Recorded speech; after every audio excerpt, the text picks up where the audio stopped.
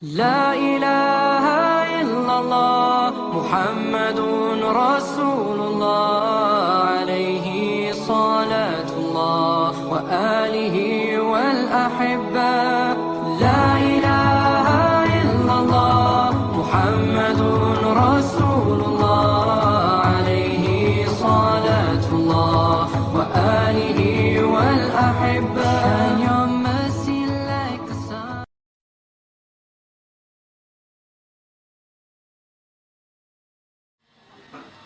Alhamdulillah wassalatu wassalam ala Rasulillah sallallahu alaihi wasallam wa ala alihi wa sahbihi wa man tabi'ahu bi ihsan ila yaumil qiyamah. Tolong kembalikan yang tadi. Puji dan syukur kita kehadirat Allah Subhanahu wa taala. Salawat dan salam untuk Nabiullah Muhammad sallallahu alaihi wasallam.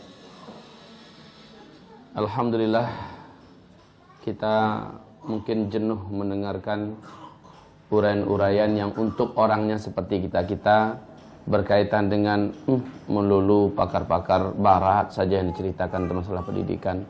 Seolah Islam tidak punya pakar-pakar pendidikan. Islam ini pernah sampai kepada puncak di mana barat saja seperti bermimpi untuk sampai ke posisi kita saat itu. Tadi sekilas disampaikan oleh Ustazah Ainur betapa barat masih begitu bodohnya saat Islam mengirimkan jam ke tangan mereka. Lalu mereka berkata, apa ini? Makhluk apa ini? Kemudian jamnya berbunyi. Mereka katakan situ ada setan. Saking bodohnya mereka. Lalu akhirnya bahasa Arab menjadi bahasa yang paling digila-gilai oleh dunia ketika itu. Mereka merasa belum maju dan belum canggih kalau belum pandai bahasa Arab. Persis seperti kondisi kita pada hari ini. Kita merasa sangat mundur, kita merasa sangat bodoh pada hari ini kalau belum pandai bahasa Arab. Belum pandai bahasa Inggris. Sedikit-sedikit apapun di dunia ini kalau ada bahasa Inggris berarti ada modernnya. SD kalau sudah mulai belajar bahasa Inggris, SD-nya dianggap SD-nya maju. Begitu juga apapun pendidikan dan apapun namanya perusahaan, kalau belum ada umpamanya spesifiknya berkenaan dengan masalah kebarat-baratan, belum dianggap maju. Masya Allah. Padahal hamba-hamba Allah yang kami muliakan, coba ceritakan kepada kami, ada enggak zamannya atau sejarahnya pernah secara konkret penguasa di muka bumi ini selain Islam yang pernah menggenggam bumi sekaligus 2/3 bumi? Kalau ada, siapa? Penguasanya di zaman apa? Dengan teori apa? Kemudian hasil daripada kekuasaan itu akhirnya seperti apa? Ada tidak? Tidak kita temukan. Ketika Napoleon Bonaparte berhasil menaklukkan sana dan itu, ternyata pertumpahan darah, kehancuran, serta penghinaan derajat manusia dan sebagainya itu dilakukan. Ketika Hulagu Khan, Genghis Khan mampu menaklukkan negeri-negeri dengan kehancuran, kematian massal, penghinaan terhadap derajat kemanusiaan dan pelanggaran besar-besaran dan sebagainya. Hasil yang mereka lahirkan adalah menjadikan manusia ini seperti hidup di hutan rimba, bahkan lebih bejat daripada hutan rimba.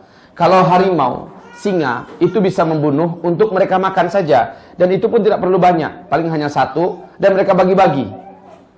Setelah mereka kenyang, mereka tinggalkan, dimakan oleh cita, diperebutkan oleh anjing hutan dan sebagainya. Tapi kalau manusia seperti orang-orang bengis yang pernah menguasai muka bumi ini di luar Islam, yang mereka hasilkan hanyalah manusia-manusia yang lebih buas daripada binatang. Kemudian kita pernah mengalami hari-hari gelap dalam Islam ini, saat mana umat Islamnya lebih ratusan ribu dibantai. Ini akibat pengkhianatan Al-Qummi, yaitu salah seorang tokoh Syiah di Baghdad, di mana akibat pengkhianatannya ini di kota Baghdad saja lebih 10 ribuan umat Islam dibantai, sehingga tanah yang ada itu mesti dibungkus dengan darah. Darah-darah, sungai-sungai mengalir, itu mengalir darah. Buku-buku sampai menguning beberapa minggu. Sungai Efrat, sungai Tigris itu sampai menguning akibat dari buku-buku Islam yang dibongkar.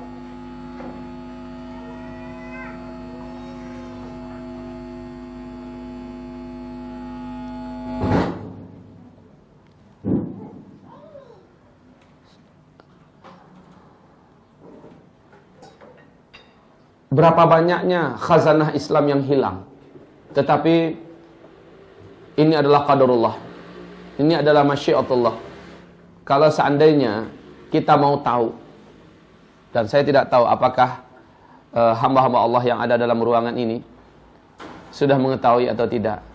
Sesungguhnya buku-buku curian daripada khazanah Islam yang ditinggalkan oleh para ulama-ulama kita di masa-masa keemasan Islam itu memadati sekarang ini di bagian-bagian bawah gereja-gereja besar di Eropa sampai hari ini. Bahkan termasuk buku-buku Ibnu Khaldun, termasuk di antara buku induk yang menjadi rujukan utama dalam masalah peradaban. Tidak sedikit penemuan-penemuan para ulama-ulama dan pakar-pakar Islam itu menjadi buku rujukan dan sampai sekarang menjadi buku nomor 1.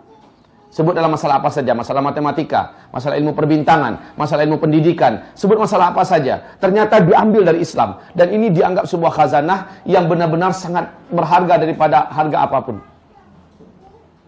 Subhanallah. Kalau kita mau tahu, dari mana mereka mendapatkan para ulama-ulama kita itu? Mereka hanya mendapatkan dari sumber yang tidak pernah kering dengan ilmu, yaitu Al-Quranul Karim. Bukankah Allah Subhanahu wa ta'ala menyebutkan Ar-Rahman 'allamal Quran.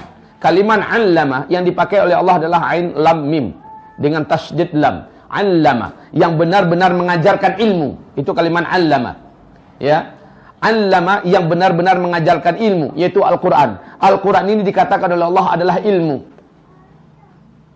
Apabila kita mendalami, ternyata secara ilmu lughah, termasuk secara ilmu istilahi di dalam mustalahul hadis, ya, bahwa sesungguhnya perbedaan antara ilmu dengan perbedaan zannu, ini menurut ta'arif atau definisi Al-Quran dan hadis, ya. Ilmu adalah sesuatu yang mutlak kebenarannya tidak mungkin salah. Dan itu adalah puncak daripada hasil yang pasti benar. Saya ulangi, ilmu adalah sebuah istilah yang ditetapkan sebagai sesuatu yang pasti benar, tidak mungkin salah. Pasti benar, tidak mungkin salah. Sedikit pun ruang salahnya tidak ada. Itu baru disebut dengan ilmu. Sementara yang masih ada peluang salahnya tidak berhak disebut dengan ilmu. Dia lebih berhak diistilahkan oleh Allah dengan istilah zannu, yaitu duga-duga, kira-kira. Nah, yang ditemukan oleh manusia adalah zannu. Kadang-kadang dulu zannunya seperti ini, berjalan beberapa puluh tahun atau mungkin 100-200 tahun, dirubah kembali, dirombak, dianggap itu tidak benar, sesuai dengan perkembangan masa. Ini zannu. Tetapi yang ilmu, ini pasti benarnya. Mungkin masa itu belum termakan lagi oleh orang-orang yang hidup di zaman itu. Kemudian di belakang hari ketemu ternyata benar. Dan hari ini telah banyak pembuktian-pembuktian. Masya Allah ya, benar ayat ini ya. Subhanallah ya, ternyata ditemukan oleh Amerika sekarang itu ada di ayat kita ya. Pengakuannya baru muncul sekarang. Walaupun dulunya dibantah oleh manusia pada masa itu. Tentang bumi ini bulat, diceritakan Al-Quran. Bagaimana alam semesta diceritakan oleh Al-Quran. Bagaimana tabiat laut, bagaimana tabiat air diceritakan oleh Al-Quran. Bagaimana tabiat ruang angkasa diceritakan oleh Al-Quran. Ini adalah ilmu yang sampai kepada puncak informasi yang paling akurat, paling benar. Tetapi sayang mereka, manusia pada hari ini, silau dengan hadarah yang datang dari barat. Sehingga Masya Allah, apa yang dikatakan oleh Rasulullah SAW yang Allah badikan dalam surat Al-Furqan. Wa qala Rasul,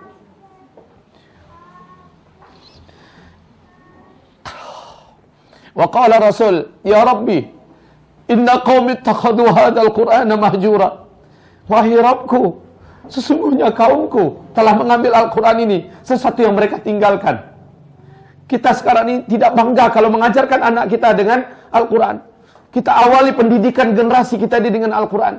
Ketahuilah, materi yang akan disampaikan pada hari ini adalah dasar-dasar pendidikan yang ditetapkan oleh Ibnu Khaldun. Ibnu Khaldun ini salah seorang mutiara yang ada dalam Islam.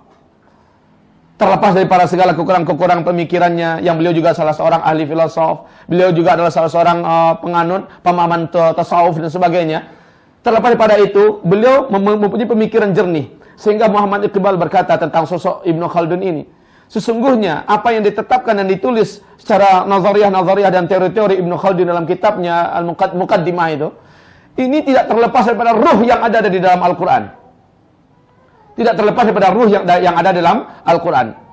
Sekarang ini Ibnu Khaldun sudah diangkat dan dianggap sebagai grandfather, ya, bapak moyang daripada pencetus kaidah-kaidah ilmu sosial, ilmu kemasyarakatan, dan termasuk ilmu pendidikan. Beliau lahir di keluarga yang sangat religius dan keluarga yang bermain dalam dunia kancah politik, ya. Tetapi latar belakang beliau dengan pendidikannya berpindah-pindah dengan guru yang bermacam-macam, ini menjadikan beliau mempunyai pemandangan yang luas.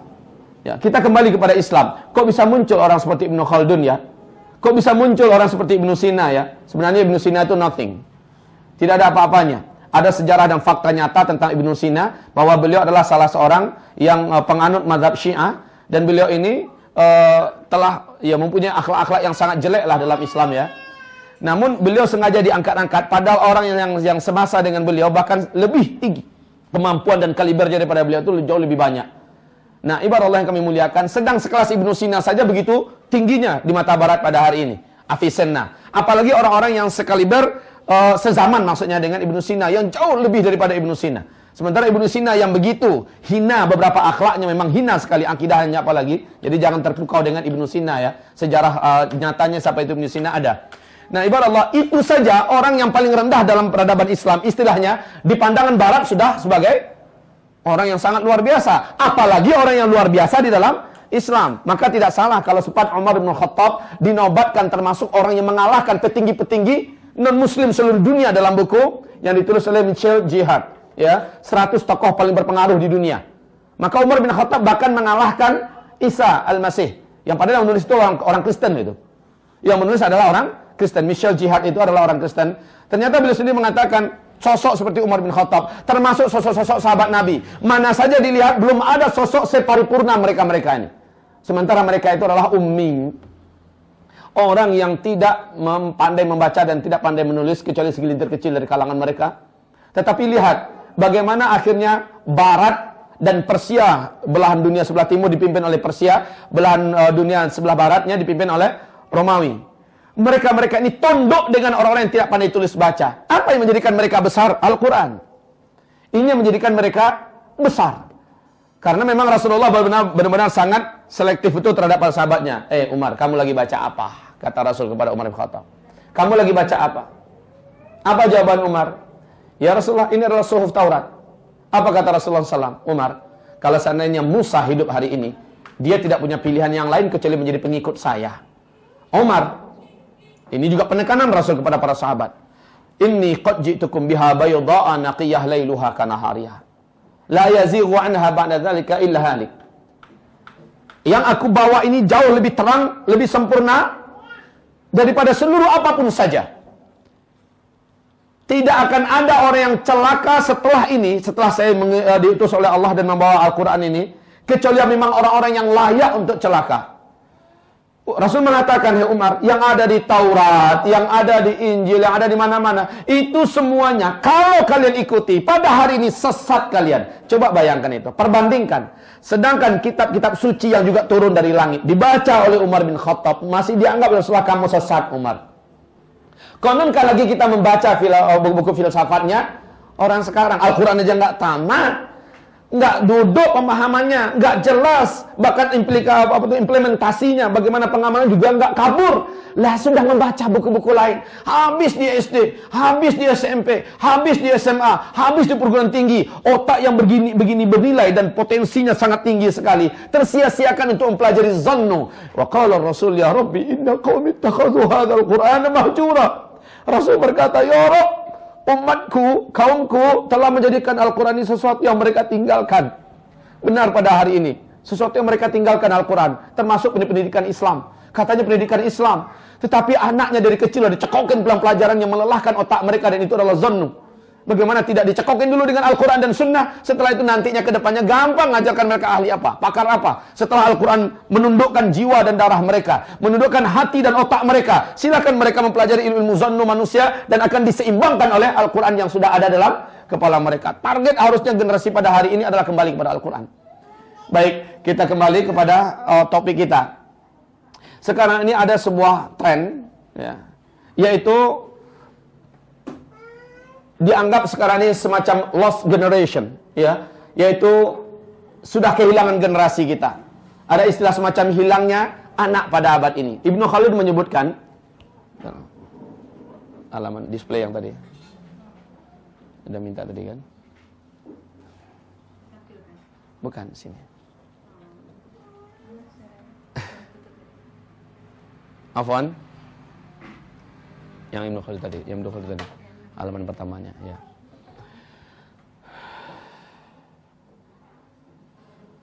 Yang pertama, kenapa kita pada hari ini kehilangan generasi? Ini disimpulkan oleh Ibnu Khaldun. Kenapa hari ini kita kehilangan anak? Dianggap kehilangan anak karena anak itu ternyata tidak menjadikan anak yang mengenal Allah. Anak yang tidak pandai merubah dunia ini dengan agama Allah Subhanahu wa taala. Kita dianggap kehilangan anak ketika anak itu tidak menjadi orang besar yang berpengaruh untuk agama, dunia dan akhirat. Ibadallah ma'asyiral muslimin, arsyadani wa iyyakumullah. Ini kok lepas.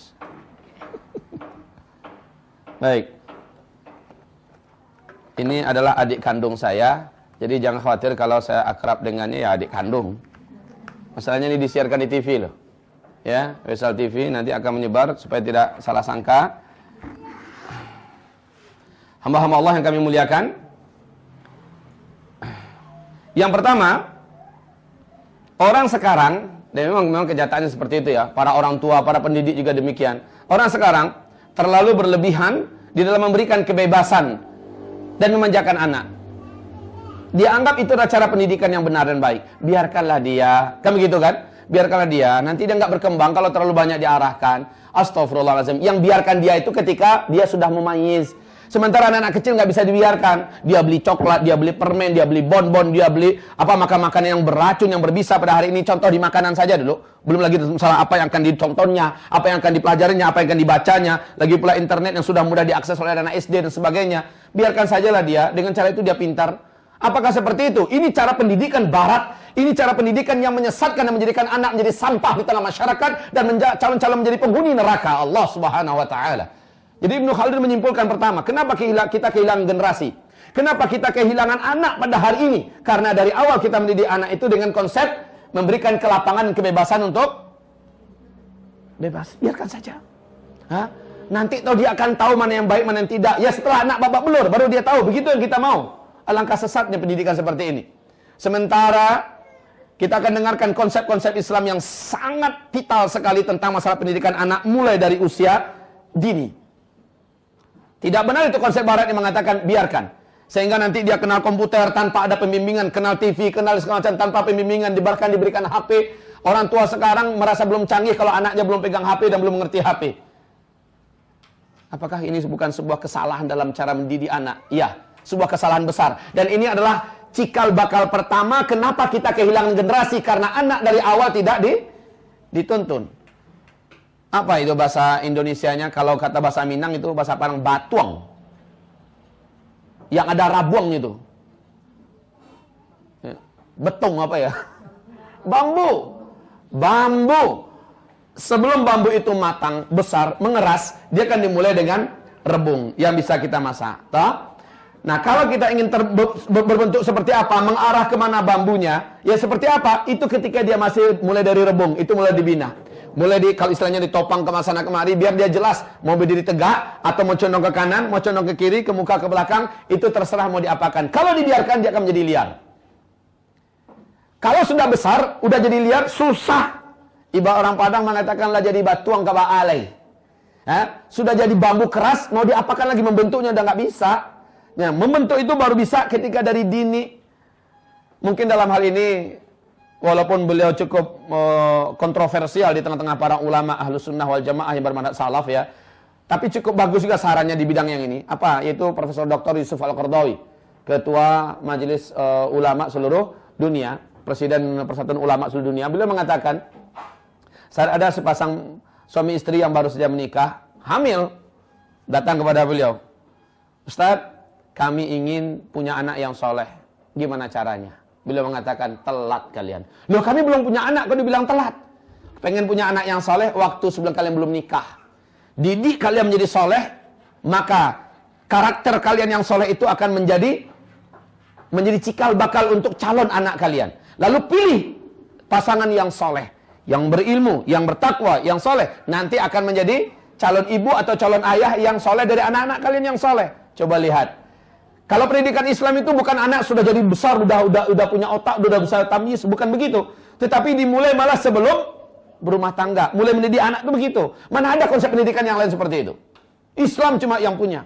Dan Ibnu Khaldun membongkar fakta. Salah satunya beliau mengatakan, kenapa kita kehilangan generasi pada hari ini? Karena orang sekarang kebablasan memberikan kebebasan kepada anak. Kita saja belum lagi lahir tuh anak, sudah ada konsep pendidikannya dalam Islam. Bagaimana kita sedang hamilkan anak? Bagaimana ketika kita sedang hamilkan anak? Apa yang harus dilakukan? Apa yang mesti ditinggalkan? Apa yang mesti dijauhi? Dan ini berpengaruh kepada anak kita. Maka kalau mau mendidik anak, sebelum anak itu lahir, bahkan sebelum kita menikah. Adakah konsep yang lain seperti itu? Wa qala Rasul, ya Rabbi, inna qaumi ittakhadhu hadzal Qur'ana mahjura. Rasul pun berdoa dalam Al-Qur'an ini, ya Rabb, sesungguhnya kaumku telah menjadikan Al-Qur'an ini sesuatu yang mereka tinggalkan. Yang kedua, jadi yang pertama tadi terlalu berlebihan dalam memberikan kebebasan kepada anak-anak, ya. Kalau orang Padang mengatakan, jadi saya nggak apa-apa terlalu banyak pakai istilah Padang, mensosialisasikan ke seluruh masyarakat Indonesia.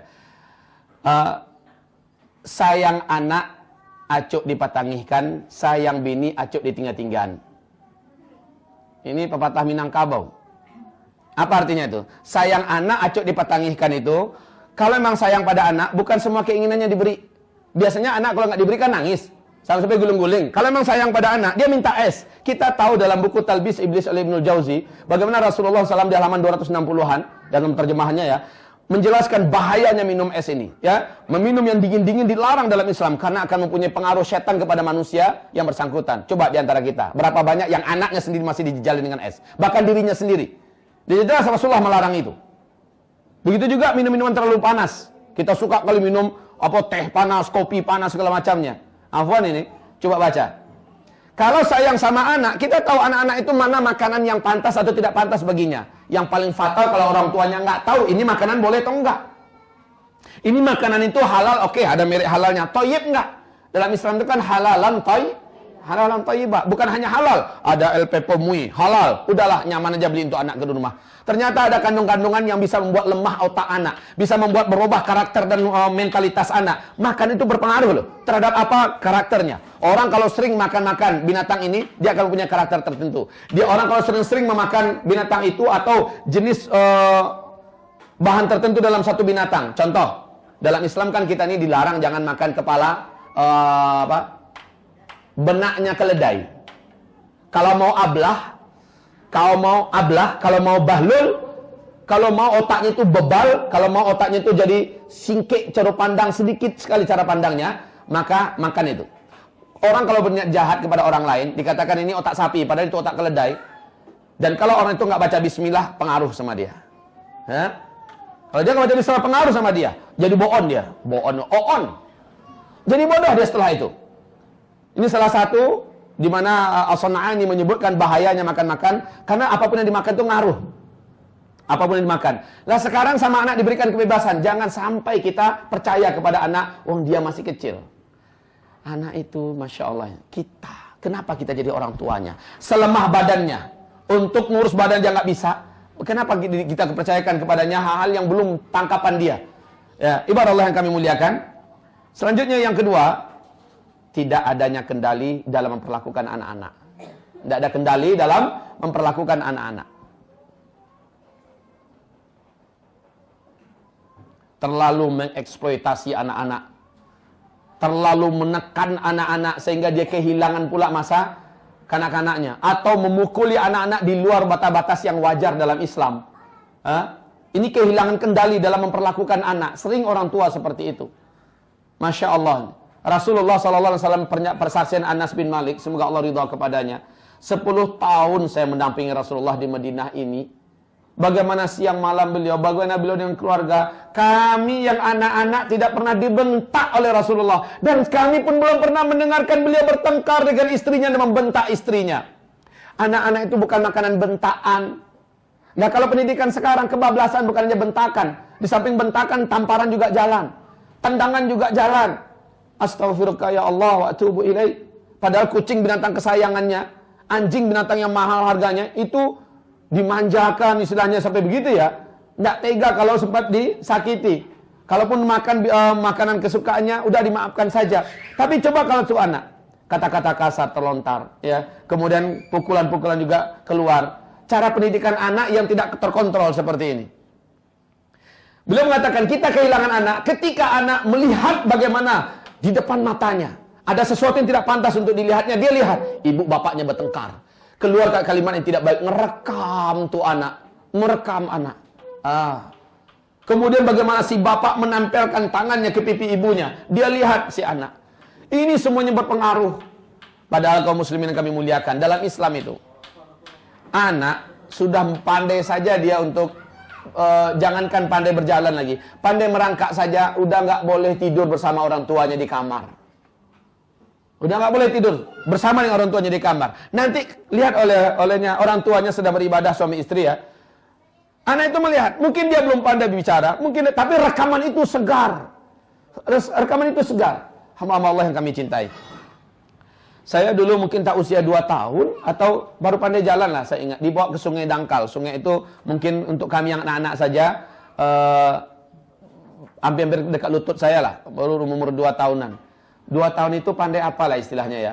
Tapi maaf ini, di kampung kami itu kan punya kebiasaan, ibu-ibu itu mandinya tidak memakai pakaian sama sekali. Lah saya karena dianggap anak-anak kecil, itu anak usia itu berapa usianya? Anak udah sampai 2 tahun tuh. Itu yang digendong berapa usianya? 1,5 tahun. Mungkin usia saya itulah. Saya masih kecil betul. Kok saya ingat? Karena saya ingat saya tinggal di kampung itu di usia sekian. Ini orang tua yang ngasih tahu saya usia saya sekian. Saya dibawa sampai sekarang, maaf ini ikhwah yang kami cintai. Saya masih ingat apa-apa yang saya lihat dulu di sungai itu. Saya masih ingat apa yang saya lihat. Usia kecil. Ini rekaman seorang anak ya, rekaman seorang anak. Jadi jangan main-main. Oh ini anak kita masih kecil kok, jalannya gue belum pandai, apa salahnya? Saking sayang sama anak, lalu anak ditaruhkan dekat dengan kita. Lalu terjadi hubungan ibadah antara suami istri ini. Maka anak menyaksikan dan dibiarkan saja. Apa yang ditonton oleh anak kecil-kecil? Apakah kita tidak tahu tontonan itu akan mempengaruhi karakternya dan jiwanya? Inilah dia terlalu berlebihan di dalam memperlakukan anak ini. Nggak apa-apa, ini anak masih kecil. Astaghfirullah ya Allah wa natubu ilaik. Allahumma inna nas'aluka al-afiyah. Yang ketiga, bila mengatakan, kenapa kita kehilangan generasi pada hari ini? Terlalu berlebihan dalam menuruti kehendak instingtif anak dan tidak ada kendali yang mendasar. Sehingga menyebabkan hilangnya jutaan-jutaan anak kita yang lahir di luar perkawinan yang syah. Ya. Kehilangan ini maksudnya kita terlalu melepaskan kepada anak-anak ini ya, berlebihan sekali menuruti kehendak instingtifnya. Kehendak instingtifnya apa? Ya sudah pahami saja kita orang para pendidik, kita mengerti. Anak-anak mungkin menurut kita, wah mereka ini anaknya suka menggambar, suka melukis, lalu kita arahkan dia untuk menjadi seorang pelukis yang besar. Padahal kita tahu pekerjaan itu tidak benar. Anak kita mungkin mendengar musik sebentar suka nari-nari, wah ini ada bakat nari nih, gitu kan? Lalu diarahkan ke situ. Enggak dikacai dalam menurut syariat gimana, narik boleh enggak gitu kan? Apalagi anak perempuan. Ya, melukis itu bagaimana menurut Islam?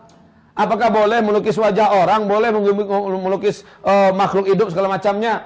Akhirnya kita arahkan anak kita ke arah pekerjaan yang tidak layak dan tidak pantas untuk anak kita. Ibarat Allah masyarakat muslimin yang kami muliakan. Sistem pendidikan yang ada di Indonesia ini tidak jauh beda. Di tingkat perguruan tinggi di Indonesia, ini miris hati kita mendengarnya, tanpa menyebutkan nama akademinya, tapi seluruh Indonesia hampir seperti itu. Apa ya? Mahasiswi yang baru masuk itu dalam masa apa itu namanya, pas baru diterima belajar itu apa namanya? Ospek. Oh masih istilah lama ya? Ya. Masa orientasi itu, kalau MOS itu kan tingkat ini. Ini enggak yang tingkat mahasiswi loh. Nah, ya oke. Jadi salah satu pendidikan yang diajarkan situ diadakan acara nonton bareng. Karena berkaitan dengan masalah kesehatan ini. Yang dilihat apa di situ? Yang dilihat adalah perbuatan-perbuatan cabul yang dilakukan oleh suami istri yang layak melakukannya di tempat tertutup, di ruangan tertutup, di rumah-rumah mereka, itu yang ditonton. Begini loh cara memproduksi anak. Ngapain ngeliat urusan kayak gitu? Tanpa dikasih lihat kayak gitu aja kita ngerti, kan begitu kan? Tapi disuruh nonton, laki-laki perempuan suruh nonton gitu. Itu cara pendidikan sekarang. Lalu menyelesaikan pekerjaan dirancang laki-laki berdua, lawan wanita berdua. Buat selama sekian hari, sekian minggu, selesaikan tugas ini.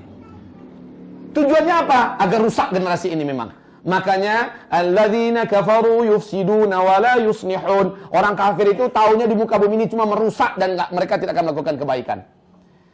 Disinilah makanya tidak kita percayakan orang kafir untuk urusan-urusan yang bisa menyelamatkan manusia. Jangan percayakan pada orang kafir. Orang kafir itu kal an'ami bal hum titik. Itu kesimpulan Allah. Allah itu Ustadz itu terlalu ekstrim tuh Pak Ustadz. Lah ini manusia sok merasa lebih tahu daripada Allah. Allah yang mendidik manusia, Allah yang menciptakan, Allah yang memiliki manusia, Allah yang lebih tahu kelemahan manusia, dan Allah yang maha tahu cara mendidik manusia. Ketika Allah mengatakan kalau kamu lakukan ini hasilnya begitu, kalau kamu lakukan ini hasilnya begini, itu adalah ilmu Allah, dan itu Allah tuangkan dalam Al-Quran. Sekarang dilarang oleh Allah, kita langsung membantah. Itu terlalu berlebihan Pak Ustadz, nggak maju kita. Lalu maju apa? Maju seperti binatang. Itu yang diinginkan oleh manusia. Sekarang ini dengan peradaban mereka yang sebenarnya bukan tidak layak disebut dengan peradaban. Makanya pakar-pakar dan pemikir barat sekarang mengatakan peradaban yang ada pada hari ini tidak layak disebut lagi peradaban. Islam yang pernah berjaya di muka bumi dulu, itulah sebenarnya peradaban. Nah, itu yang mengatakan adalah orang-orang non-muslim. Saking jenuhnya, saking muaknya dia melihat apa yang terjadi pada hari ini. Kita kembali yang nomor 4. Di nomor 4, nah ini salah satu sistem yang terbentuk dalam rangka merusak generasi, dan memang kita betul sudah kehilangan generasi. Apa yang nomor 4? Memberikan kebebasan kepada wanita terlalu berlebihan sampai keluar daripada batas-batas kewanitaannya dengan atas nama apa?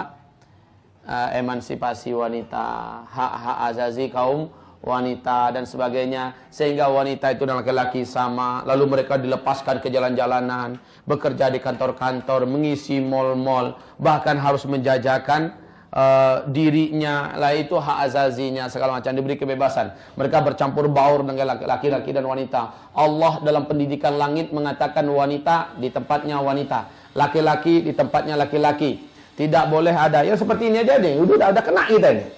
Ini kalau dalam Islam, ibarat Allah yang kami muliakan. Lah Pak Ustadz, jangan terlalu berlebihan lah. Nah ini orang yang sok merasa lebih pintar daripada Allah. Jangan terlalu berlebihan. Allah melarang, dia mengatakan jangan terlalu berlebihan. Bukankah ini sok merasa lebih pintar daripada Allah Subhanahu wa ta'ala?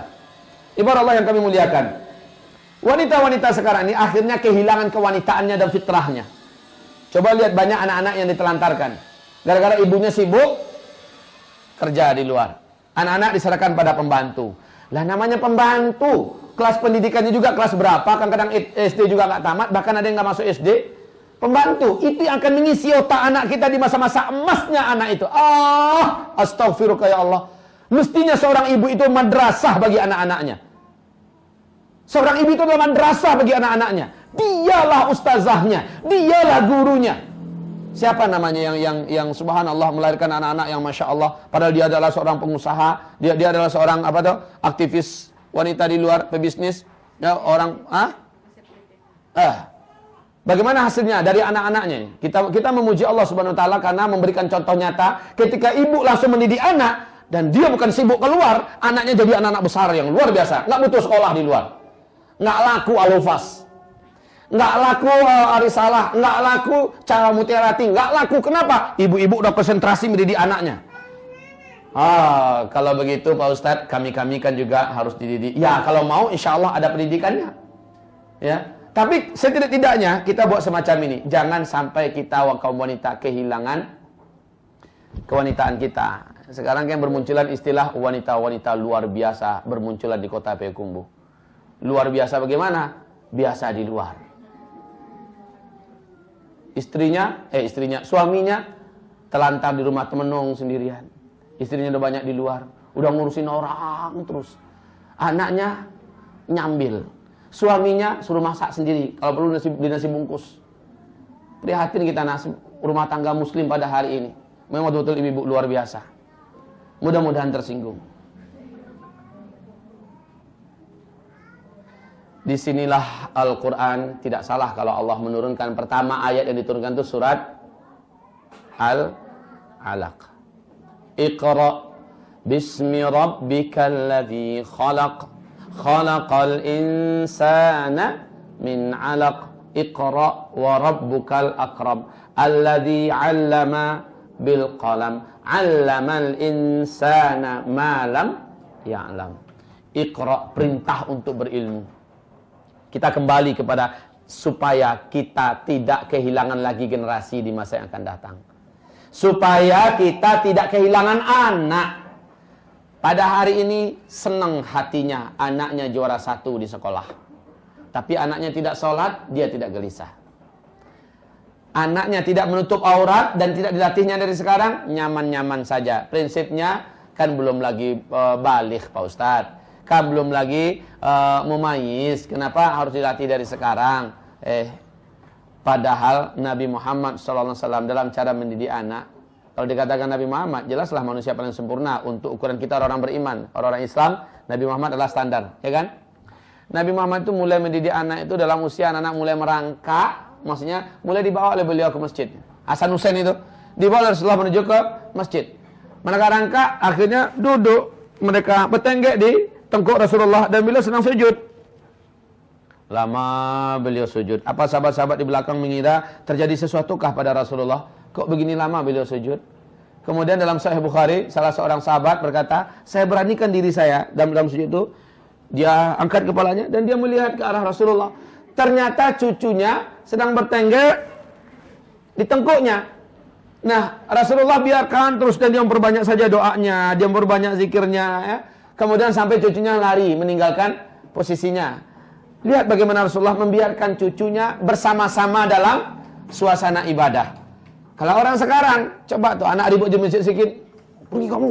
Meribut kamu di masjid pula. Membuat anak-anak takut dengan suasana masjid. Membuat anak-anak lari daripada suasana ibadah. Ini tidak mendidik, ya. Kalau anak-anak terribut, ya namanya juga anak-anak. Kalau nggak mau ribut, kasih plester sininya biar diam. Ya. Lalu ikat kakinya, kasih gantung di tiang sana. Beres. Tapi kan bukan kayak gitu Nabi biarkan. Ini cara Nabi mendidik anak. Dari usia dini udah dididik oleh Nabi Muhammad SAW. Jadi kembali kita kepada Iqra. Perintah dari Allah agar manusia ini diwarnai dengan ilmu. Allamal insana ma lam ya'lam. Yang memberikan ilmu kepada manusia dari apa-apa yang sebelumnya mereka tidak punya ilmu. Yang dimaksud dengan ilmu itu apa sekali lagi? Apa yang dimaksud dengan ilmu? Yang dimaksud ilmu adalah segala sesuatu yang Allah langsung sumbernya. Al-Quran. Rasulullah SAW mengajarkan isi Al-Quran itu dengan sunnah-sunnah beliau. Maka utitul kitab wa mislahu ma'ah. Aku diberikan oleh Allah Alkitab dan yang serupa bersamanya, yaitu sunnah. Itu adalah ilmu. Di luar daripada itu bukan ilmu namanya. Di luar daripada itu adalah zannu. Iyattabi'una aktsaruhum illa dhanna. Kebanyakan mereka hanyalah mengikuti zan-zan. Zan-zan apa? Ilmu pengetahuan karangan manusia. Ini yang kebanyakan diikuti oleh orang pada hari ini. Anaknya dimasukkan ke SD umum, dimasukkan ke SMP, dimasukkan ke SMA, lalu dimasukkan perguruan tinggi. Dan dia merasa sudah lepas tanggung jawabnya sebagai seorang tua. Sudah senanglah dia bahwa dia sudah melepaskan anaknya ke tingkat pendidikan S1. Nanti dia sambungkan lagi S2-nya di Australia, atau di Kanada, atau di Oxford, atau di Cambridge dan lain-lainnya. Dikirimnya anak, wah udah merasa orang tua yang paling bertanggung jawab, sukses mendidik anak. Lalu anaknya jadi gubernur, anaknya jadi menteri, udah merasa orang tua yang paling berbahagia di muka bumi. Sementara di akhirat nanti, al-akhillau yawma idzin ba'duhum li ba'din adu illal muttaqin. Orang-orang yang dekat saling mengasihi dan mencintai di dunia akan memusuhi nanti pada hari kiamat. Aduh. Bapak akan mencela anak, anak akan mencaci bapak, istri akan mengutuk suami, suami akan melaknat istrinya. Begitu yang terjadi nanti pada hari kiamat. Ba'duhum li ba'din adu illal muttaqin. Kecuali orang-orang yang di dunia dalam rangka menjalankan Al-Quran dan Sunnah, mereka terikat dalam hubungan kasih sayang. Bapak, ibu, anaknya disekolahkan di sekolah Al-Quran dan Sunnah. Pendidikan yang ada berbasiskan Al-Quran dan Sunnah. Ustazah-ustazah yang mengajar, ustaz-ustaz yang mengajar hanya maunya di lembaga-lembaga yang mendidik anak dengan Al-Quran dan Sunnah. Nah, yang semacam ini akan terjalin terus hubungan baik mereka sampai hari kiamat. Bahkan saling melindungi sampai ke hari kiamat. Ibarat Allah yang kami muliakan, sosok Ibnu Khaldun, dia sebenarnya ada silsilahnya ya. Cukup panjang silsilah beliau ini. Ternyata beliau termasuk salah seorang cucu cicit daripada sahabat Nabi yang mulia, ya, yaitu Wa'il ibnu Hajar. Inilah sahabat Nabi. Berarti ada juga darah daripada sahabat, ya ada. Tetapi dalam Islam kan kita juga tidak akan mengatakan pengaruh daripada orang tua itu ada pada anaknya.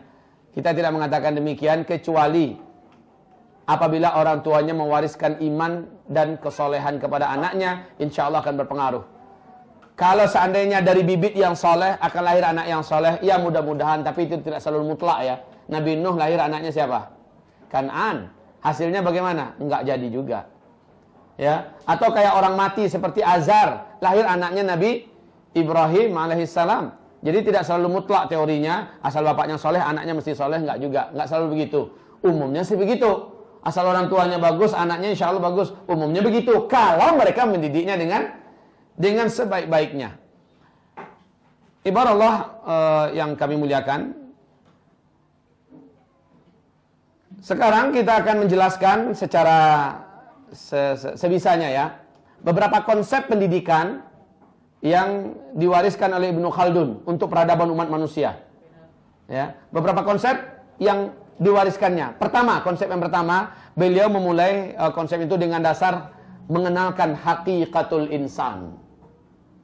Perlu nggak kita tahu itu? Wah, perlu sekali. Kenapa? Hakikatul insan, yang pertama, dia adalah makhluk. Ketika kita menyebut dia adalah makhluk, apa yang lain yang langsung kita pahami? Khaliq. Dia adalah makhluk. Yang kita pahami berikutnya adalah Khaliq, sang penciptanya. Kalau makhluk, hakikatnya yang kedua merembes kepada apa kewajiban makhluk kepada Khaliqnya? Mengibadahi sang Khaliq. Ya, mengibadahi sang Khaliq. Kita memang nggak disiapkan papan tulis. Bisa dipakai? Baik. Sebentar.